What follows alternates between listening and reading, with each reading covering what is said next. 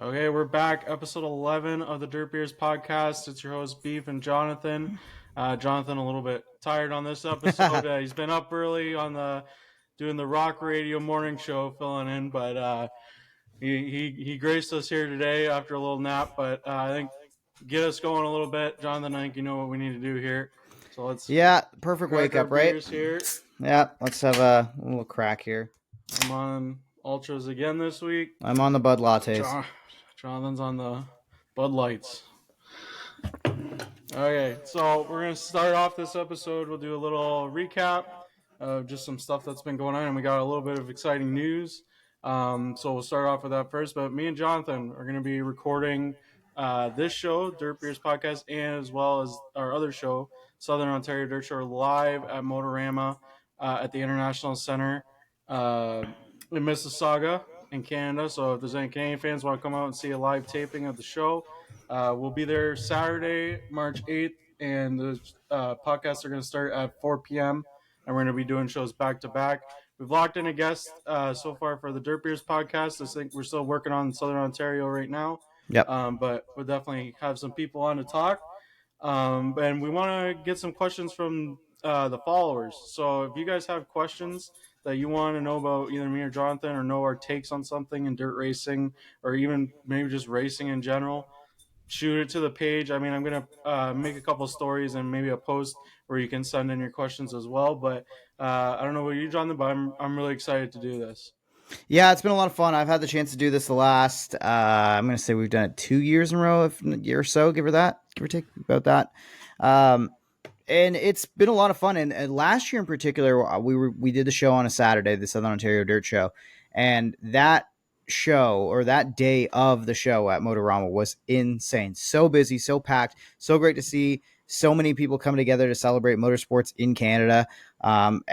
Almost every kind of racing that you can think of was represented in some way or another, from NASCAR Canada Series to modified racing, sprint car stuff there, of course, Trans Am road racing type stuff. You got your typical like street culture stuff with lowered cars and tuned out rides. It's just an awesome weekend of motorsports celebration, and I can't wait to be a part of it again, and looking forward to doing some podcasting. And I guess we'll put the call out now if anybody's listening from the Southern Ontario dirt community that wants to be on either show. We can make some room, make some time for you for that. Yep. I would love to have. I think it's the Night of Champions is the Saturday night kind of event that we are podcasting leading up to. So if anybody's going and getting some hardware that night from any of the racing that they've done around Southern Ontario and they want to be a part of it, so drop us a little line, like I say, at SODS_pod, POD. That's where you can find the Dirt Show, Southern Ontario Dirt Show, and of course Dirt Beers. Great way to get a hold of both of us. And I'm excited for you to see it, Beef, because you were, I think, there last year just taking in the show. I think I ran into you last year, right, on the Saturday? Yeah, I mean, I've been multiple years now just as a spectator, just to watch. This is going to be first time I've ever done a live show in front of people, so it's definitely going to be fun, and I'm very excited to do it. But yeah, Motorama, excellent show, tons of stuff. I think they take up 3 or 4 of the halls in the International Center, which is huge. Like, it takes you a couple hours just to even walk around the whole show. So it's going to be very exciting to be there and do the show live, which, I mean, this is going to be the first one, but I think we're going to work on maybe doing a couple more, but we'll have to keep everybody stay tuned on that and see where maybe the podcast live tapings pop up at a track near you. But we'll run into our little bit of updates here. So first one, which is news that came out today, Justin Grant going to chase the USAC midget and Triple Crown Championship with CB Industries. Obviously, we saw Justin partner up with Chad Boat at the Chili Bowl, ran well, and now they're going to go ahead and do this national tour. I think it's a deadly combination, these two guys. And I think we're going to see a lot of numbers in the win column. Yeah, chasing that Triple Crown, right? And I think that's at this point, I think we've had enough time removed from JJ Ailey's feet that it's like you want to see it happen, right? Like this is cheering for history, right? Regardless of whether you're a fan of Justin or of CB Industries. I mean, and you got to love the story, and I think you got to get behind the story just to see if we can have that Triple Crown pursuit come true.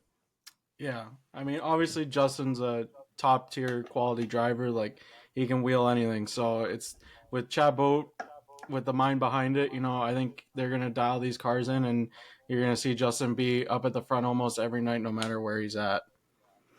Yeah, I think it's going to be a pretty deadly combination, and I think it's going to be one of those teams that if they get out to a hot start on the schedule, look out because I think they're only going to get better as the season goes on. Right, the more they learn what each other likes and how CB Industries sets a car up and how Grant likes things done. I think it's just a match made in heaven, especially for a Triple Crown pursuit. Yeah, definitely. So going to race that happened on the weekend. Lincoln Speedway had their opener, the icebreaker. They have it every year. Um, Chase Dietz gets the win in the 23 cars, first outing with the team. I'm gonna butcher it, but Stentman Motorsports, PA team. Uh, Definitely looking like Chase is gonna be one of the top PA guys this season, especially in that ride. It's a top tier ride, and from what I saw at Lincoln, he went 7 laps ago. He went around Danny Dietrich and never looked back. I mean, Danny's obviously one of the big PA posse guys, and to wheel around him like that was pretty good run. Yeah, I think it's. I think it was a great way to start the season and a great way to like kind of really set the tone, right? If you can get by a guy like Danny and close out a win with him Mm-hmm. breathing down your neck, that's a big. That's a big way to kind of check on the chart already so far this year, where you get to put that in your back pocket. It's always nice starting the season with a win, but I think there's something special about that Pennsylvania posse, and if you can be a part of winning in the Pennsylvania area, how it can Mm-hmm. set you up for success throughout the rest of the season. Yeah, I mean it's one of the biggest rivalries, is the national tour guys against the PA posse guys. Mm-hmm. It's always the you don't leave your front porch, but you can race 100 times in Pennsylvania in a year Mm-hmm. with a 410 sprint car. So why do they need to leave? But um, it'll definitely be interesting to see. We'll keep tabs on how Chase does in the whole PA ecosystem and see what's going on there. One thing I noticed, I mean, it came into effect last year at Lincoln, but we've never talked about it on the broadcast or on the podcast, and I'm interested to see what you think about it, Jonathan. But Lincoln Speedway no longer has a flag man in the stands or in the flag stand. They've gone to electronic flagging. What's your thoughts on that, I John? think it's like I can understand making the change, and I'm sure like at some point we're probably going to see this be just like the industry standard, but I don't want it to be the industry standard. It like the flagman. It okay. Look, if the flagman is half the show on a Saturday night, you probably got some issues with your racing. But Yeah.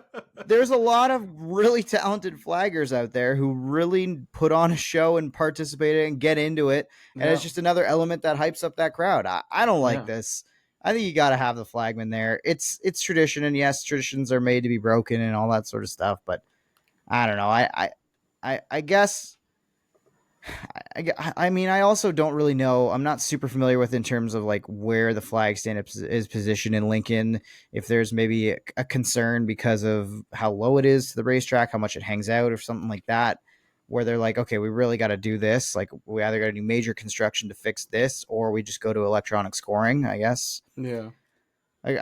There's obviously probably a good reason why they did this, but I still don't like it. Yeah. I mean, I can't say that I'm a huge fan of it. I've always loved the flag stand stuff and the flagger. I mean, you always see the kids bring their own flags to the grandstand and they're mimicking the flagger in the stand. Like, I mean, some kids' dreams to be a flagger at a dirt track Mm-hmm. one day. And growing up around here with the Northeast Modifieds, and the Super Dirt Car Series, Dave Farney has been the flagger for them forever. And Mm-hmm. even sometimes I catch myself if I'm at a race watching him more than I'm watching the race because he's just doing all this stuff and got his leg up on the rail and he's all over the place. Like sometimes it can be the show, and I think Dave Farney is a good example of that. But I mean, you also got to look at, it's 2025. We're moving into the future. Um, Technology is coming up in different ways for dirt racing. So I don't know. I'm kind of torn on it, but I mean, if I had to choose, I would like a traditional flagman in the flag stand.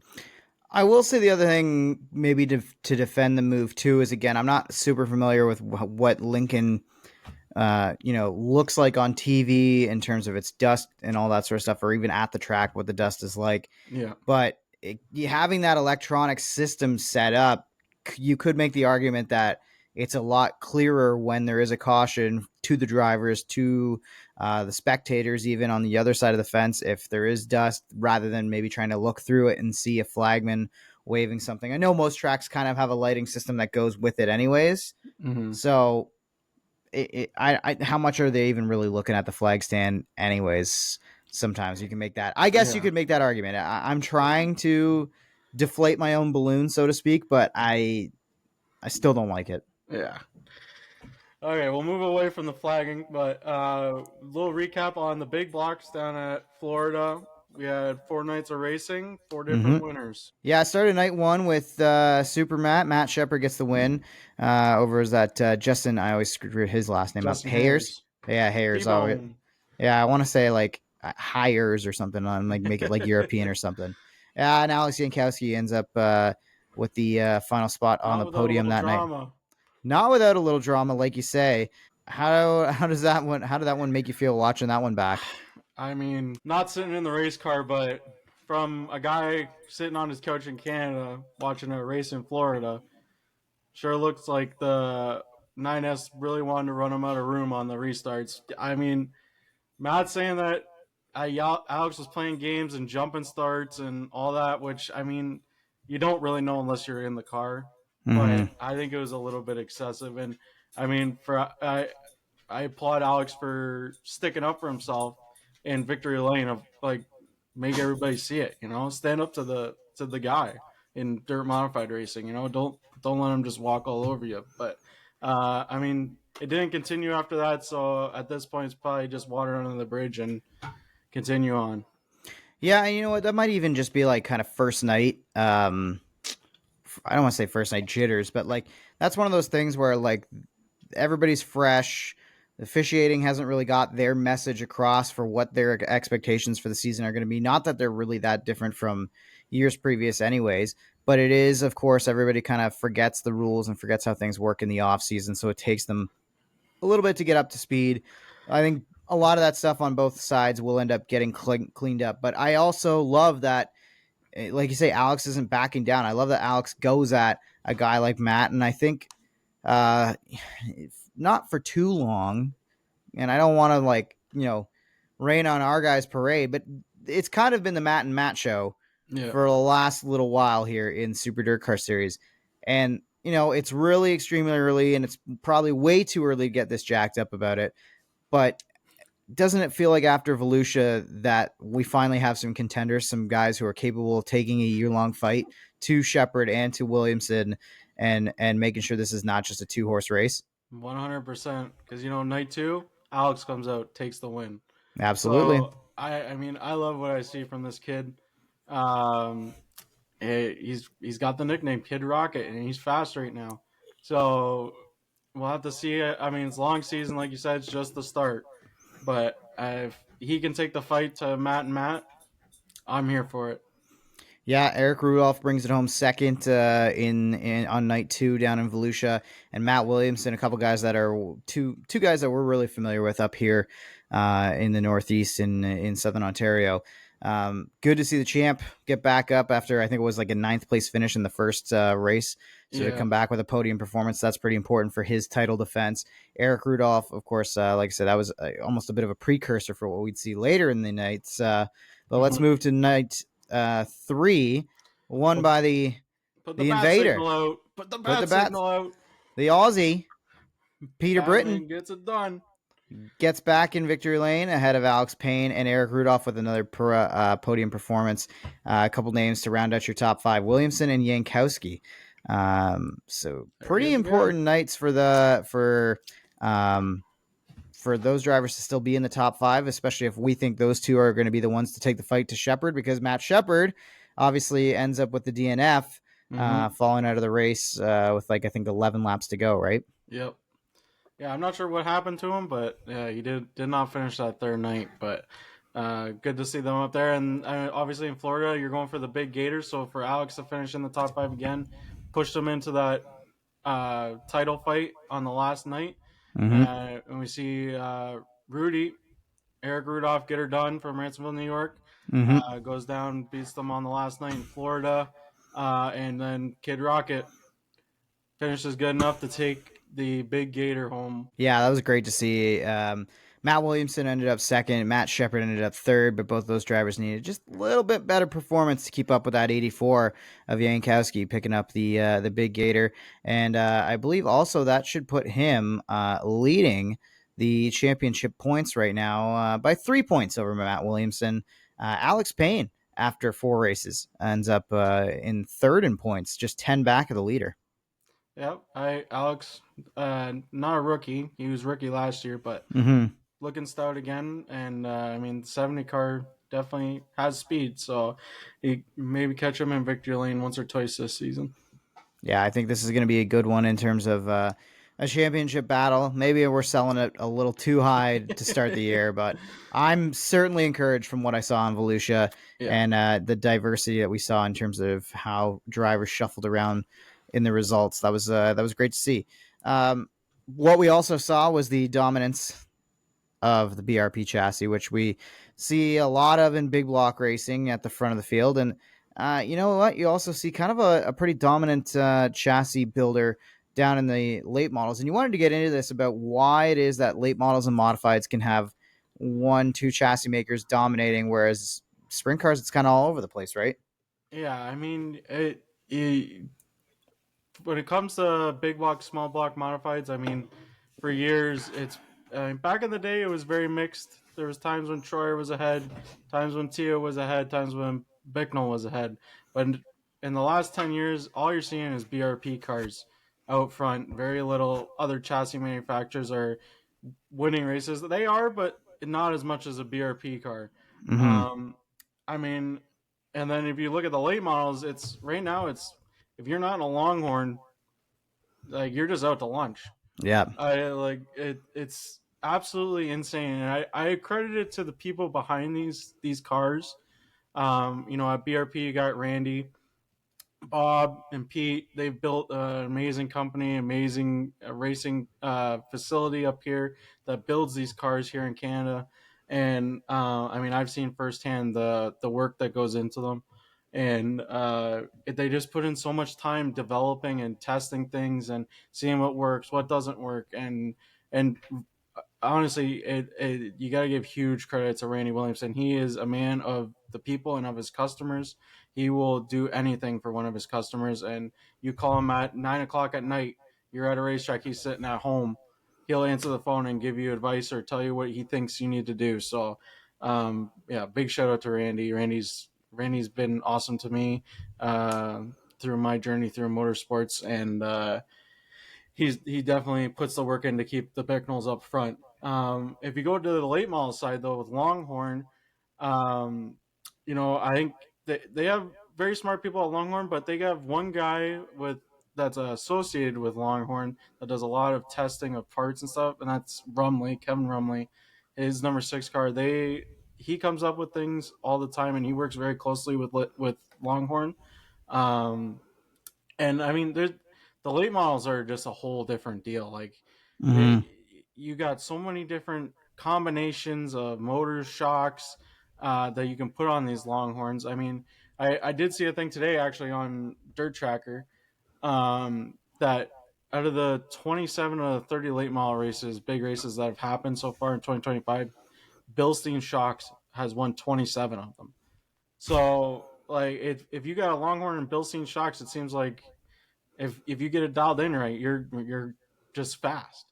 Yeah, that's the magic combination. It seems like right now, and that's wicked to see. I was glad you gave the props out to BRP. Obviously, it's a place that I've spent a lot of time with in and working on pretty the ground floor level, and I'm just amazed by it. I can't. I have to stop myself from walking around and being nosy, and because I would just be fascinated. I would be bugging people and asking Yeah, way too many questions all day long. So I try to stick to what I just do there. yeah, But man, oh man, it's a crazy operation to see up front and up close and personal, and for sure. they've really put together a great product, and obviously Longhorn has too.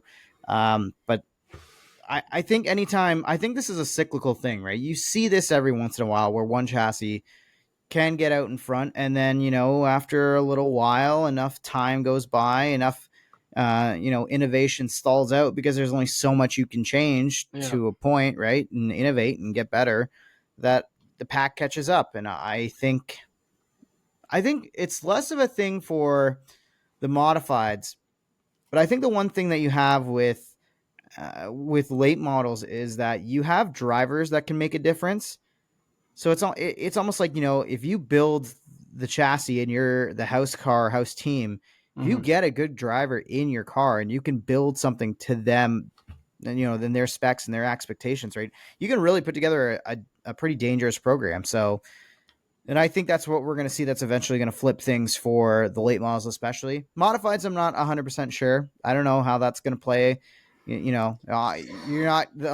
A lot of times, the drivers that you would think to go out and get are the ones that are already in BRPs, right? yeah, And they're pretty tied to BRP. You're not going to see Matt Williamson drive a non-BRP car. yeah, I'm pretty confident in saying that, right? So, yeah, yeah, we'll see. I all we can say is I'm just continuing to be proud of the fact that it's a Canadian company building the best modifieds in the world right now. At least yeah, center steer modifieds, yeah, or yeah, center steer. And yeah. I wonder what a Bicknell UMP UMP modified would mod. be like. I don't know. I mean, I'm sure it would probably be pretty good, but I don't know. That's a whole different world. That's why I didn't mention Yeah. because I'm not big in the UMP world or the Imca mods or anything like that. So, Mm-hmm. um, yeah, that's why I left it out of there. We're not from that area, and it just I haven't seen enough of it to give my opinion on it. But Yeah. um, the next thing I got on the list here is an article that came out on Flow Racing. They were talking with Justin Peck, talking about what his expectations are for the 2025 season with Radine. And I got a quote out of here of the High Limit Racing article from Brian Walker, and this is what Justin says. So, quote, I set some pretty lofty goals for myself. I said I wanted to win 10 races this year.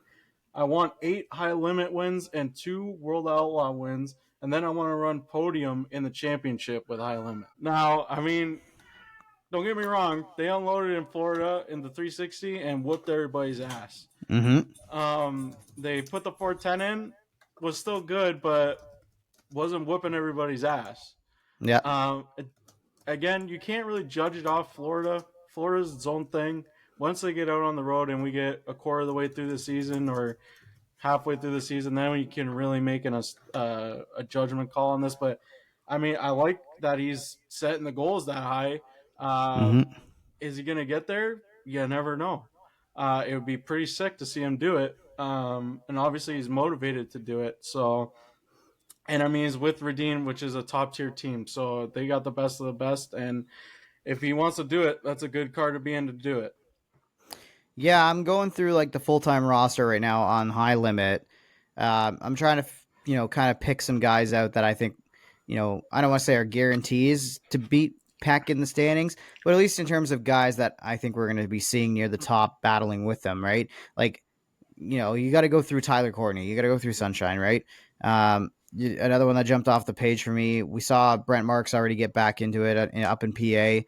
I Brad don't know Sweet. if he's, Gotta get I don't know Brad if, Sweet. well, he's like the obvious one. I was gonna say like I've got Rico and Rico Brad up too, yeah. next, but Like, like just in terms of guys that are like maybe floating or just outside that top 3 level in case we see a Brad Sweet struggle or we see a Rico struggle, right? mm-hmm. Tanner Thorson going for a championship, man. Like I don't know. I think it's just, top 3 is tough to Yeah. beat all those guys regularly and accumulate more points than them week in and week out. Yeah. That's a big challenge. It's hard. I mean, but you gotta set the goals. You know, you gotta have something to go for. And I mean, I definitely see him picking up a couple wins this year, for Yeah. sure. but do I see him winning 8 high limit races? It's a lot of guys to not That's a win, lot of right? bad luck for a lot of other drivers too. Like, Yeah. Like I didn't even talk about some of the part timers that we're gonna see.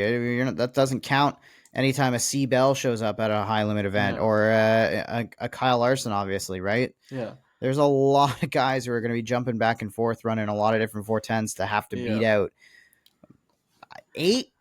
It doesn't feel not doable, but it No, feels but lofty on that yeah, tour.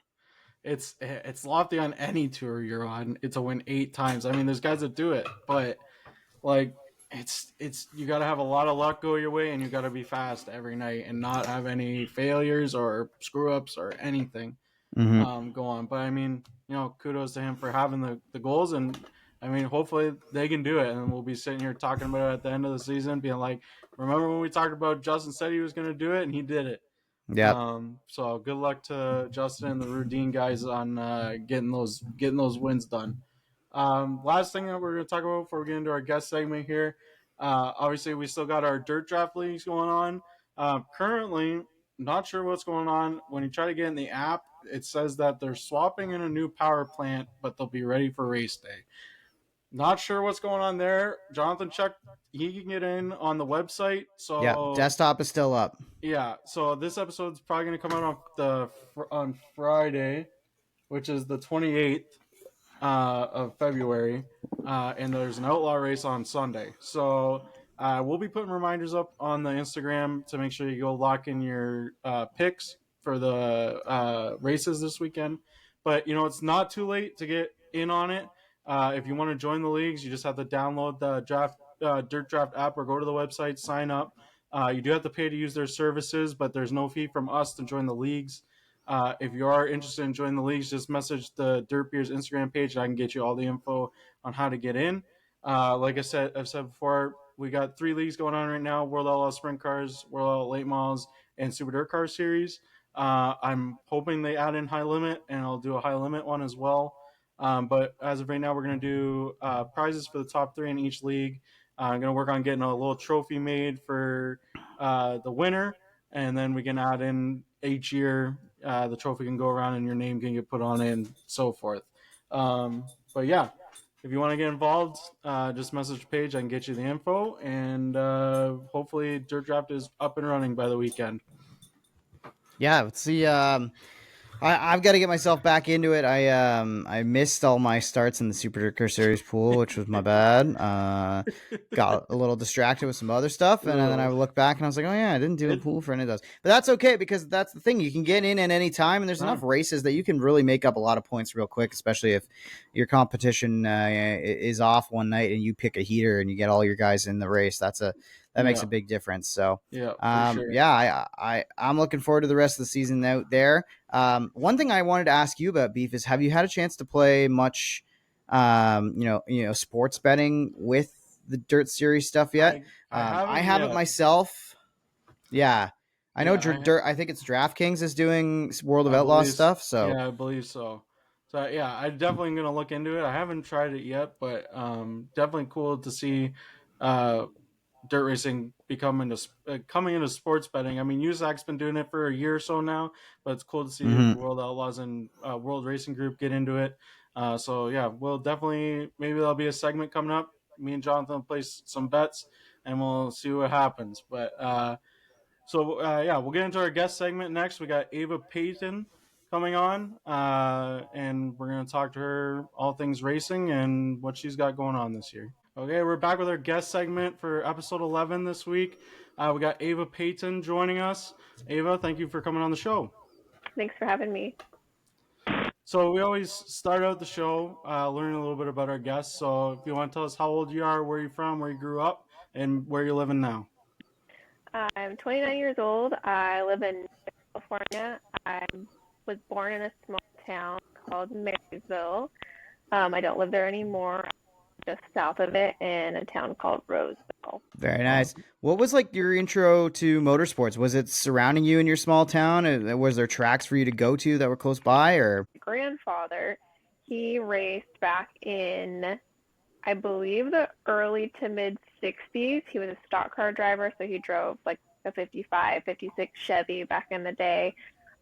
So he grew up doing that stuff. And then when I was around 10 years old, my grandparents lived in Washington, and we started going to Grays Harbor Raceway out in Elma. And my grandpa would get season passes every summer, and that was kind of like our thing. So it really started with my grandpa. That was our summer thing that we would do every year. And then, so that was about 20 years ago. And then as an adult, I've been more involved in the community about the last 10 years. Awesome. You know, did you started out, obviously everybody starts out as a race fan, but what got you into wanting to be into like the pin announcing, being on the mic, doing social media management for different series? What got you into that? Um, it fell in my lap. I've been around different kinds of racing my entire life. The first job I did in the racing community was actually in asphalt racing, and I was a trophy girl at Madera Speedway and Stockton 99, and then a couple of other pavement tracks. And it was because I worked for a energy drink company that's based in Central California and no longer exists Okay. in the early 20s. So that's where I've always been a dirt track fan, and I've followed dirt track racing forever, but I never worked or was a part of it in that aspect. It started on the asphalt side, which is funny because I don't totally love asphalt racing. I love racing in general, but asphalt is just a little boring for me.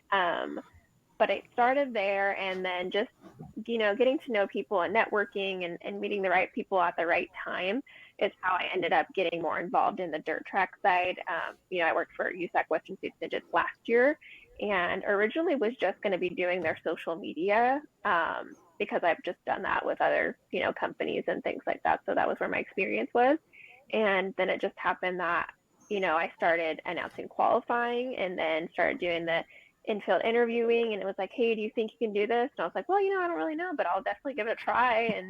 And so last year was my first season even picking up a mic, so it was a learning experience for me, and it was very intimidating, but I'm super glad that I did it, and I really enjoyed doing that.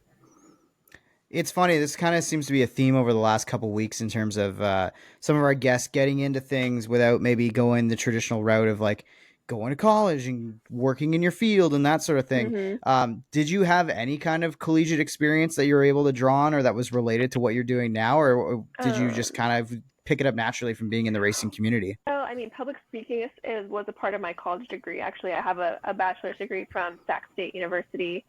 It's a communication studies degree, so it's written and oral communication and working with small groups and public speaking. So I think that played a small part in it, but I also just think from being around racing for so long, and I have so many friends that race, and just conversation I've had, and I always try to have a better understanding of things. Like I will ask questions about the dirt, like explain Yeah. to me, what it means when it slicks off, explain to me what it means when it takes rubber, you know what I mean? Just because I wanted to have that kind of a better understanding, and also be able to things with the track, and be like, oh, like the fast line is the top or the bottom or through the middle, or you know what I mean, cheating and or sliding up or whatever it may be. I just wanted to have a better understanding of it all, so then once I was able to get that stuff, it also made it just easier to talk about racing on a mic when I talk about it in general to people that don't know anything about racing. So So take us through,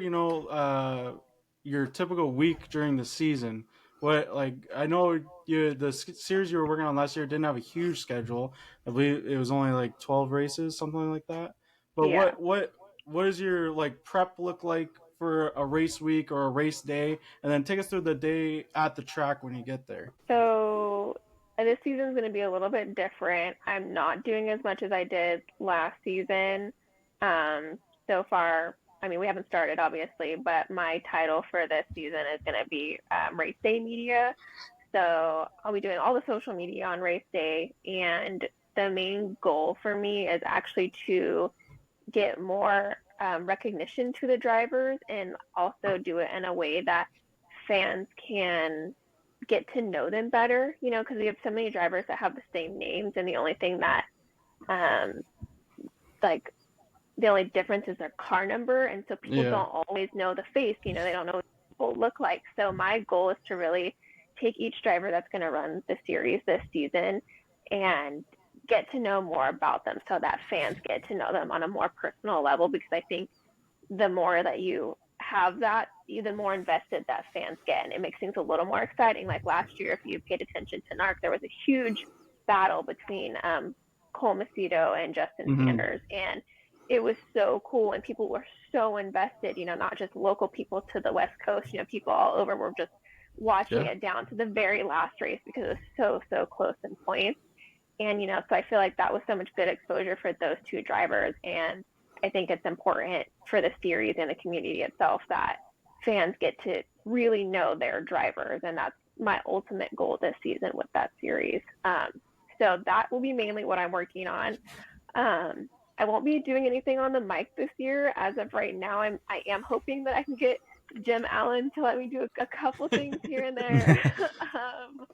That's my goal. I don't know if he wants to give any of that up yet, because I know he's the one that mainly does it. But I'll be doing like interviews via social media, and having that stuff going on. So that's the main goal for that. So just kind of planning what I'm going to do weekly, or every race weekend, like what driver that is going to be, and just kind of creating a little game plan for race day. And then working with, like, we have a new photographer for the series as well. So just coordinating, getting all that stuff mapped out, so that I have the content. Even like for off weeks, it's just making sure that we have stuff to consistently post. So that's kind of what my season's going to look like this year for that. And then I will also be the trophy girl at the end of every night. Nice. That's a busy night and busy week leading up to it for sure. Is there anything particularly on this schedule that you've kind of looked ahead at and you're like, all right, I'm excited to get to this spot, or this particular event is like the highlight of my calendar? I'm excited for the fastest 5 days in motorsports. I have never been to those tracks. I've been to the very last track. So I've been to Grays Harbor. That's where it ends. But I have not been to a track in Oregon before. And something I love to do every race season is see at least one track that I haven't been to. So it'll be nice that I'm going to mark off a handful of tracks that I haven't been to. So I'm looking forward to that. And I've also never worked a speed week. So I think that will be also very exciting. I've attended them as a fan, obviously, but I think it'll be really cool to be a part of it. So I wanted to ask about, you being involved in being a trophy girl. Back in the day, it was a huge thing for at the big races when the national tours came through. There was always a trophy girl in victory lane. That's kind of died off now. I want to know what your thoughts are on that and why you think it has died off. I'm definitely bummed that it's died off because I remember being a kid at the track and I always thought it was so neat to see the trophy girl. Sometimes they were dressed in really pretty dresses and high heels. Sometimes they were in bathing suits. It just depended on the event. And to me, they were a big part of the show. Um, I don't know why it's not a popular thing anymore. Anytime that I've showed up to a track, I always hear comments like, "Oh my gosh, they have a trophy girl, how cool," or "We haven't seen one of those in a really long time." And fans take pictures and they'll like hand you their baby to like hold it for a photo. And yeah, I don't know if it's because like, you know, there's a lot of different opinions on that today, and I don't know if that's what, people don't want to deal with that, so it deters them from having a trophy girl because they don't want some kind of backlash or comments. I mean, I remember a couple years ago at Gold Cup. So 2 years ago, I had won the bikini contest at Gold Cup, and so you do that and you go stand on the podium. But I was also on the podium the night before because they'll ask the girls that are competing, like, "Hey, can we have two of you to be on the podium?" And so I was on that, and the pictures are on Facebook, obviously, and some of the comments are just wild. And I really think it really has nothing to do with us. It has to do with these people and their insecurities, and they're just projecting their bad feelings and whatever thoughts onto that stuff. But I I think it's a really cool part of the sport to have, and I really wish more tracks did it. Like Eldora is a great example. Like they have the Eldora girls, their stuff is it's cute. It's not like super showy. It's more sports like oriented clothing, which is something that actually we're aiming for this year with NARC. I picked out an entire wardrobe. It got sent off. It's going to get embroidered and everything. Same thing that with the Dennis Roth Classic. Everything I wore was very sporty. So it's cute, but it's conservative and sporty. So it's like trying to like make it acceptable to all audiences. And that's something I suggested with NARC was like, hey, let me pick out like certain things, and then let's get the logo put on it.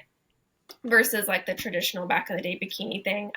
I'm okay not wearing that all the time. I definitely prefer the outfits and the logos because I think all of it's exposure, right? You wear a hat, you wear a shirt, just like anything in racing. We all have racing t-shirts that we collect, or hats and all that. So I really think just having the series on the clothing is a good concept. And maybe it'll be a little more appealing to all audiences that watch dirt track racing. But I think it's a cool part of the sport. I know it was a big memory for me as a kid, and I think it's cool that I get to be a part of memories for people at the track as well. Yeah, that's a great way to look at it, and a great lookout to have on it, and the idea of kind of pushing forward beyond just simply being like scantily clad and being like, okay, this is not just to like be eye candy. This is to promote the brand, promote the sport, promote the track.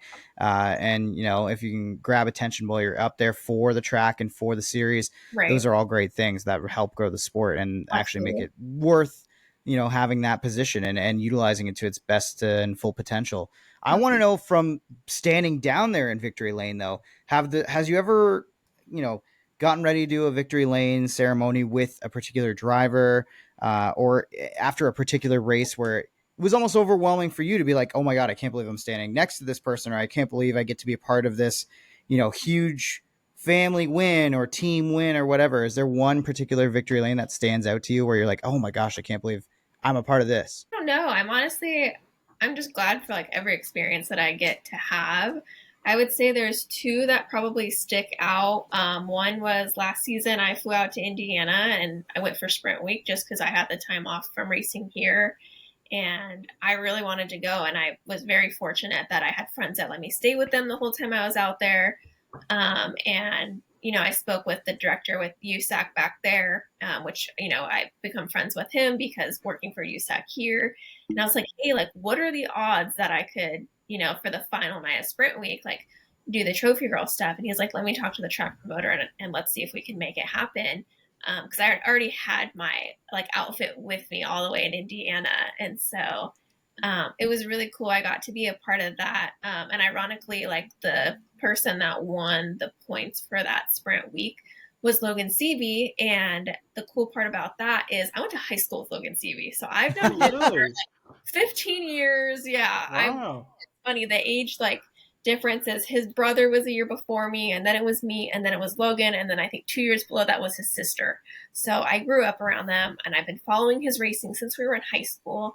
So I thought that was a really cool memory to have, that I got to be, a small memory like in his racing journey. And I've always been a fan and supported his racing. And then at Gold Cup 2 years ago as well, I was reached out to do the Trophy Girl one the nights, and Kyle Larson had one that night, which, I've met Kyle a million times and his wife, and they're really great. So, but it's cool just the collection of photos I've had from Victory Lane has been one of my favorite parts as well, because I have this really awesome collection of memories that I get to keep.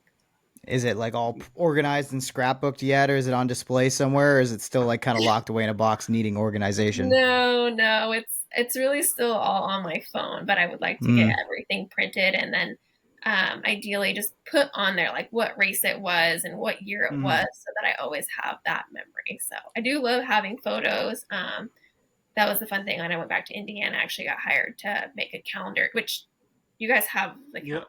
Yeah. So that was really, really cool to be a part of that. That was in memory of that car owner that had passed away, like, suddenly a couple months before that. So I'm so grateful that I got asked to be a part of that photo shoot in memory of that family. Yeah, that's very cool. Um, I I want to know, have you ever run for like Miss Motorsports or Miss Racing Extravaganza, anything like that? You haven't No, done any of those pageants? I've actually never heard of them before. Oh, okay. Well, I guess technically it is like an East Coast thing, but we have a Miss Motorsports over here and all that stuff. And they go track to track, and they don't follow like a set schedule. They make their own schedule, and they Mm-hmm. show up to random tracks and all that. But Oh, I guess I was gonna ask maybe if they have something like that on the West Coast, but we maybe they don't. don't. No. No. Uh-uh. Interesting. I I thought they really think would. the East Coast has a lot more of that stuff at racetracks, like the trophy girls and events and things like that. Whereas over here, we really have nothing like that. The only female thing we really have in racing is the bikini contest at Gold Cup every Yeah. year. Mm. So that's Yeah. one night of a whole season of racing. So Just to cap off the trophy girl stuff and everything, what's some advice you would give to a younger girl that maybe wants to get into doing that kind of stuff? What would be their steps? You know, going contacting their local track and being like, "Hey, I'd love to do this for you guys." I think having professional photos taken is always a big plus. So just showing that you have the experience. I've shown up to a lot of different events, not even just racetracks, but different events that I've been hired for. And they're like, "Do you know what you're doing?" Well, no, I don't, but I have a pretty good idea and I can figure it out. So Yeah. so having knowledge is definitely always good versus being someone that comes in and like, okay, like what do I do? Like, what do I need to do or what do I need to be? But just being confident, even if you have no idea what you're doing whatsoever, being confident and just like showing up and being like, this is where I'm meant to be. That's a big plus. But I would so just showing some kind of image, I think that you can present yourself in that way is really important. That's with any modeling job. Anytime we apply for a modeling job, we have to submit images to show previous work, show what we currently look like. So I think that's one important thing. And then I also think, depending on the track, I would assume it would be best to reach out to somebody at that track, whether it's through social media, showing up to that track and asking someone an official shirt, like, hey, who's Yeah, the yeah, track director or the track owner? I think that would be the best way to go about it. I think because I got into it so randomly, I don't have like the best answer of how to get into it because I didn't really like try, if that makes sense. Like kind of just word of mouth, knowing people. Like, I was already doing promo modeling and I'd been around dirt track racing for so long. So they eventually just yeah, collided. Yeah, it's one of those things where, like, if you're just around the sport enough, the opportunity wherever you want to go in motorsports, it'll most likely present itself to you in some way or another. Right. Beef, I think it's time. Do we put Ava on the clock here for ripping the top? it is time for our favorite segment of the show, ripping the top. Well, Um, so we did, or no, we didn't have a new, or yeah, we didn't have a new It quick was time last week. close. Jackson was very close, but Gordy Gundaker still sits atop of the leaderboard with a 20.3. So how this works, Ava, is I got 4 questions. I'm gonna okay. give them to you rapid fire, and Okay. they're all food and drink related. And Okay. I'm gonna time how fast it takes you to answer the question. So I'm gonna count down 3, 2, 1. I'm gonna start asking the questions, and as soon as you answer, I'm just gonna move on to the next question, and we'll Okay. see if you can beat a 20.3 is the fast time by Gordy. Okay. She Okay, looks like she's ready for the challenge. To be honest, I'm a little intimidated from the we're other gonna side find here. out. Okay, are you ready? I hope the computer's ready. Hold on. No, we got you still. I think you're good. Okay. Something Yeah. popped up on my screen as soon as you were like, "You ready?" I'm like, "Wait." Okay. Okay, are you ready? Yes. Okay.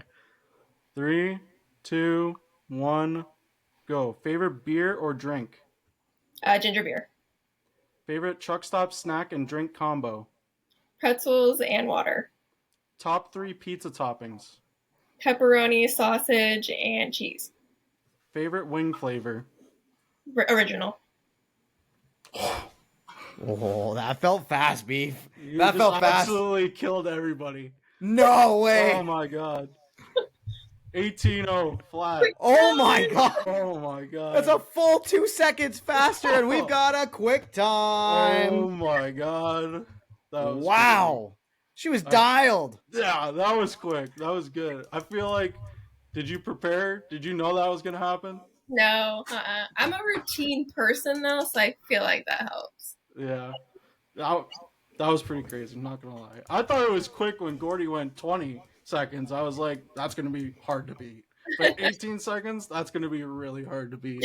And I think there's some cleverness to this all too, because you said cheese is part of the pizza toppings. I think a lot of people forget that like cheese counts. It's an automatic one in there. Yeah. Yeah. So don't put cheese on their pizza. Like, it's a very low number of people, but not everybody eats cheese on their pizza. Exactly. Yeah. So all these guys that are like, oh, I got to have bacon and pineapple and this and that, and then just say cheese. It's an easy way to get the quick time. Yeah. I did contemplate honey for a brief second because I've had a pepperoni, sausage, cheese, and hot honey pizza, and it is so good. Wow, So that sounds good. really good. Oh my god. Yeah, there's a couple places up north of the border, if you ever come visit up our way, that do hot honey style pizzas like that. Yeah. It's to die for, man. It's such a good combination. So getting back into what you're going to be doing with NARC and these different series, is your goal one day to be a series announcer or a full-time pit reporter? I didn't really start all this with a goal initially, other than just being more involved in the sport, other than just being a fan. You know, I really like doing the social media marketing, and I do have some clients that are drivers here that I do social media for them.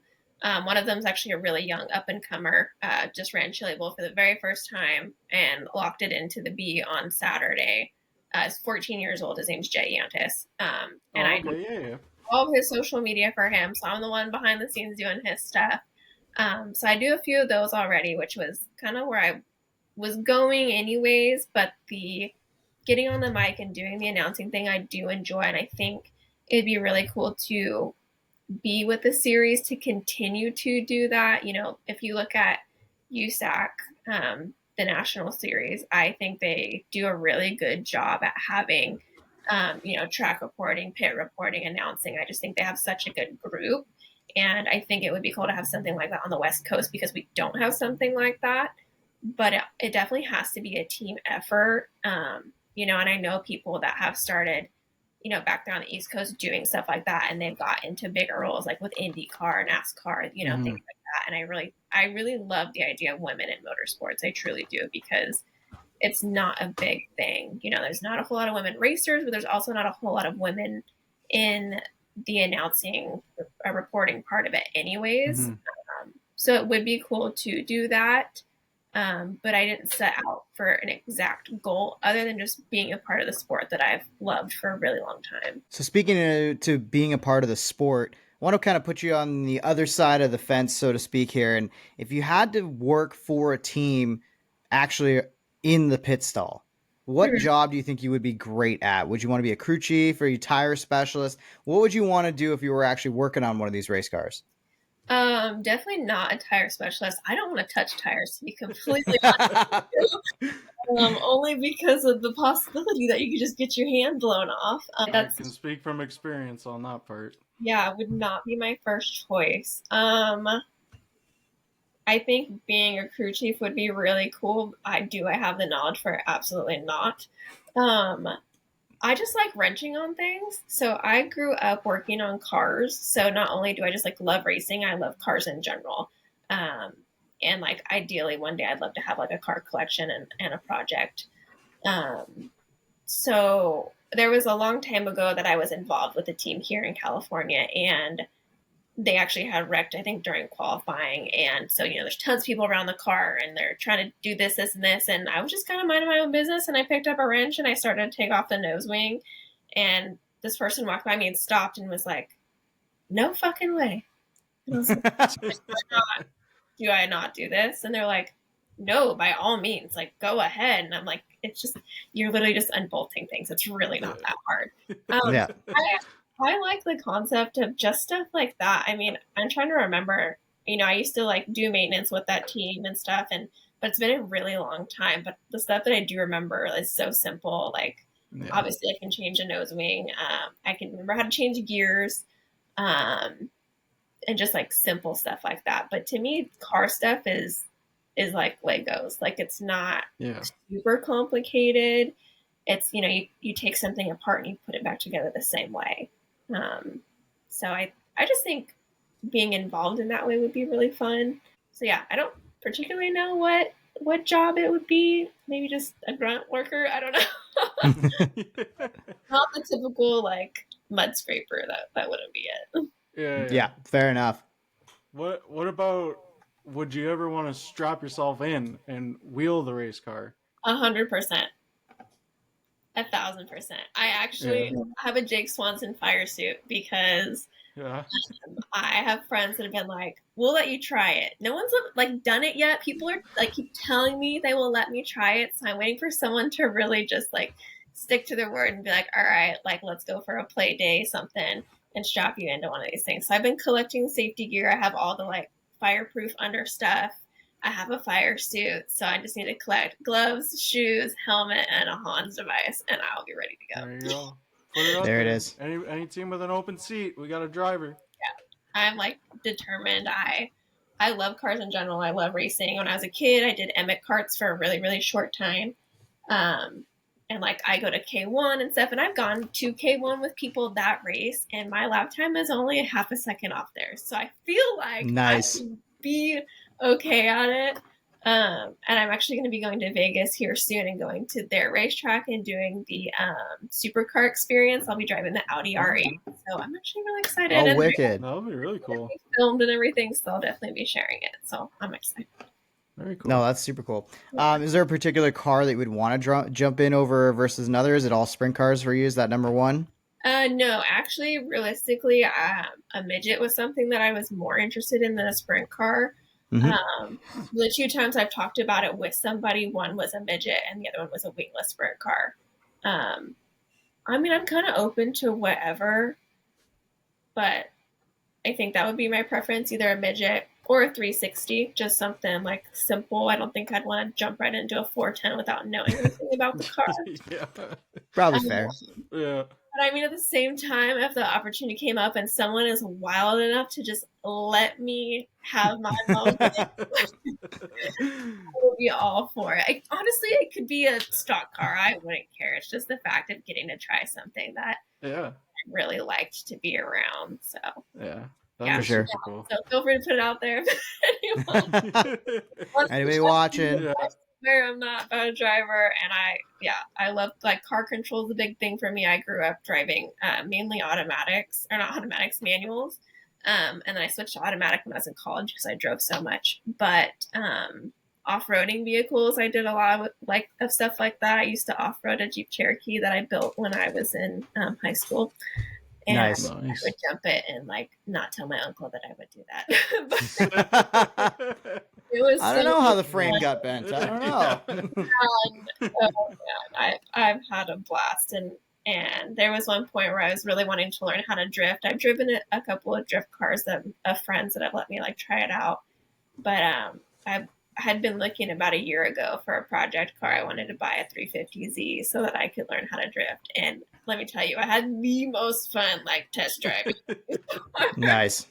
They weren't great. A lot of them were just like clapped. They were not good, but I had a great time looking and trying to find one. Yeah.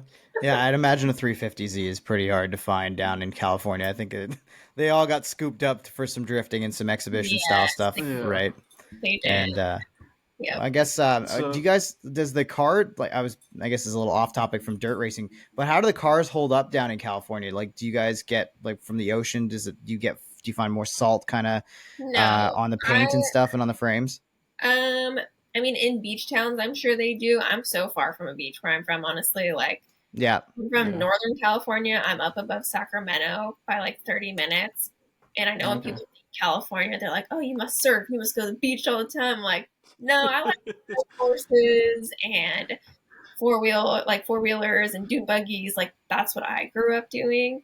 So up here, everything holds up pretty well. Like, the harshest element here is the sun. Like, we have days that are 10 degrees, but it's dry. So we don't have the humidity. We don't have the snow. We don't have like the salt on the ground, for the snow and things like that. So you don't get like the rusted out bottoms of the Yeah. top stuff. Nice. So things do hold up pretty well here. Nice. So we got our follower question segment next. I only did get one question, and Dang. it's from Brendan Goodman Photos. I Mm-hmm. don't know if you ever met Brendan. I met Chili Bowl Yeah. this year. Yeah. Okay. He said, "Did she bring snacks to the podcast?" That's the first part. Did I bring snacks? Oh, That's no, I did not bring snacks to the podcast. I mean, I'm no I snacks. have all the snacks that I need. And he says, "Is she planning on coming to PA?" I would like to. I know a lot of drivers and crew people out in that area. Um, Actually, one of my really good friends is the crew chief of the Brent Marks car. His name's Heath Moyle. I met him Mhm. back in Iowa. So actually a decade ago, we figured that out this summer. It was 10 years that we met in Iowa at the racetrack. And I've always wanted to get out there for racing. I went to Pennsylvania as a kid. I've been to Hershey Park, but I never saw a track. So I know that there's a really cool speed week out there. I don't know if I'll make that, but maybe if High Limit goes out there, it's going to depend on my schedule here too if I can get back there. But it is on my very long list of places to watch racing. Yeah, for sure. Fair enough. One more that we've been kind of interested in the last couple of weeks as well, especially dealing with folks who are in the side of racing like yourself, Ava. What do you think are some of the keys to growing a social media account, not just in the racing sense, but I guess just in general? Consistency is a really big one. Also, doing things that people engage in. So early on, when I got involved with social media, I mean, 10 years ago, like something I specifically remember being told was, when you make like captions, make it a question, make it something that people will engage with. Don't just make it a statement, ask a question, give a fun fact, and then doing things even on your story where it's like creating polls or asking questions, things like that to get people involved, doing giveaways depending on if you're a company, different things like that. Ways that people are interested in being involved versus just saying random things, I think is the best way to target an audience that's active. Cool. So, I mean, you talk about obviously you got a list of tracks that you want to get to in your lifetime, but what's one dirt event or big event that you haven't been to yet that is like up there? You got to go within the next season or two. I would say it's between Four Crown and I believe it's King's Royal at Eldora. Yeah. Yeah, Yeah. it's between those two. Have you ever been to Eldora yet? I haven't. And honestly, Oh, if I would have went to Indiana 4 days sooner than I did last season, I could have went, but we had a race here. So uh, unfortunately, it's I didn't get Eldora. I've been a handful of times. I'd say if it's not the most badass, because I would say that maybe Knoxville is the most badass racetrack in the world. It's probably second. You'll have to come check out tracks here. Have you guys made it to the Yeah. West Coast to check out Well, stuff? we had Caleb Montgomery on from up where near you, Mm-hmm. and I've been talking with Caleb back and forth. I mean, you never know. Might see a Dirt Beers trip out to the West Coast one day, but Yeah, that'd be really we'll cool. see. I mean, they are opening back up Stoga, so that's Yeah, I did see that. Yeah. it's on our schedule this year. I'm excited to see that track. It's really cool. Yeah. Nice. Yeah, I mean, I'm staring out the window at melting snow right now in Canada, and I'm kind of like, you know what? Vacation California be doesn't nice sound right too now. bad. Doesn't sound bad right now. We got 7 degrees of fun at the moment. I guess the last one that we kind of wrap up with every interview with is kind of getting to know you a little bit outside of racing. So, what are some of those interests that people might not realize that you're into if they just follow the racing stuff? I like to travel. That's something I really enjoy doing, and fortunately, I've been able to do a good amount of it. Probably the last 5 years. So I enjoy that. I'm pretty active. I like to go outside and do things. I work out pretty often. Um, I think I'm pretty boring, to be honest. I mean, I go through like different periods of my life of having different hobbies. There was a time where my best friend and I were going to this country bar that we have here in Sacramento, like super often, and learning line dancing and swing dancing. So I went 27 years of my life with never dancing because I was not in my wheelhouse at all. Not my personality, and just met the right people at the right time, and I ended up really liking it. And so, which is cool because it's something that you can do in at any country bar, like most places that have that. There's some similarity in the dances, and you can pick up on the patterns and do stuff like that. So different things like that, and prioritizing family a lot this year has been really important to me. So just stuff like that, and working on like personal growth overall, and pushing myself to try new things has been like a big thing for me the last couple of years. Wicked. When it comes to travel, do you travel for relaxation, or are you traveling to go see cool new places and travel for like the destination itself? It really just depends. I am fortunate that I've been able to travel due to modeling stuff in the past, and so it's destination stuff. I've been over to Jamaica and the Dominican Republic and places like that for work, technically, Mm-hmm. and doing and that stuff, which has been really cool. And I'm so glad I've got to experience that stuff. And I've done a lot of traveling for just leisure, wanting to go places. And then 50% of it is just to go watch racing. Nice, nice. So Nice. a lot of it I like is like that. racing provoked, I would say. I mean, I like this year so far. I mean, I already have the trip planned to go to Vegas for the high limit race, and then NASCAR is racing there at the same time. So I've not watched a single race there before, so I'm excited to go see the dirt racing and NASCAR. Yeah, that'll be very cool. Yeah, Um, yeah, awesome interview, Ava. Thanks for coming on. We appreciate it so much, and we'll be keeping tabs on what you're doing throughout the season with NARC, and we look forward to maybe one day getting out to the West Coast. But definitely. we'll have to see if it's in the budget. There you go. Yeah, that'd be awesome. Hopefully, you guys make it out, and thank you so much for having me on here. Awesome. Thank you.